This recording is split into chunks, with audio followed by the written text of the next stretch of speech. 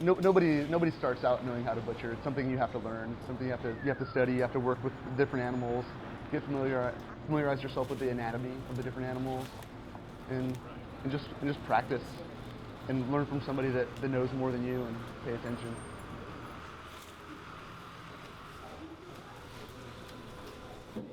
My name's Chris Thompson, and I've been here at A16 for about a year and a half.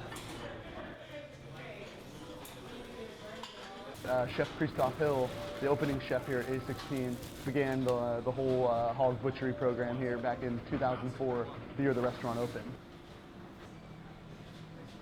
As soon as it comes in, we break it down into primals. We refrigerate those primals, work all the chops, get all the bellies, separate all of them, put them away separately, get them refrigerated, pull the legs and the shoulders out, break those down, get them put away, keep them refrigerated. You know, sometimes it's 80 degrees in here, sometimes it's 60 degrees in here, so you know, the hotter the temperature is, the faster we have to work to get it all processed and put away. You know, whether we cure the fat and turn it into lardo, whether we dice it and grind it into meatballs or sausage, or becomes part of, you know, the fat and sopressata, we try to use everything we can. All right, now I'm going to try to eye up my chops, see where I want to make my cut to see how big I want my pork chops to be. And then when I do that, it'll determine the size of my belly, because that's your bacon there. So here's what you have is your T-bone there at that end, porterhouse. This is referred to as the loin. That's like your pork chop. Equivalent of what would be a ribeye on a cow. On one hand, you have the cost of it, is you buy the whole animal. You're not paying for the processing, you're just paying for them to get the animal to you and the price of the beast. So it's not like you're having to, you know, pay for all these associated butchering costs when you can just do the things here yourself.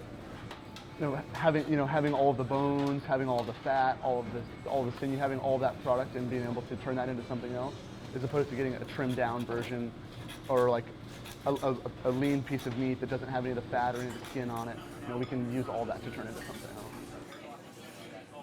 We get tons of mixed reactions from the people that come in here. Like, everybody is like a reaction from, you know, astonished to grossed out. There's nowhere for us to cut it anywhere else in the restaurant. We have a small prep station in the back.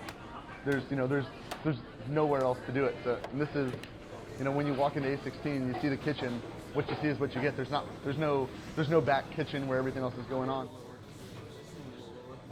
I think the importance of it is just showing the guest where their product is coming from, and not just, you know, picking something off of a menu and seeing it show up in front of you, but actually knowing the labor that goes into it, and the respect for the animal. And you know, we live in this industrial world, and everything comes in a package, and we're far removed from the farms here. It's just really important for them to make that connection, for them to see where the product comes from, what it actually is, before it shows up on your plate.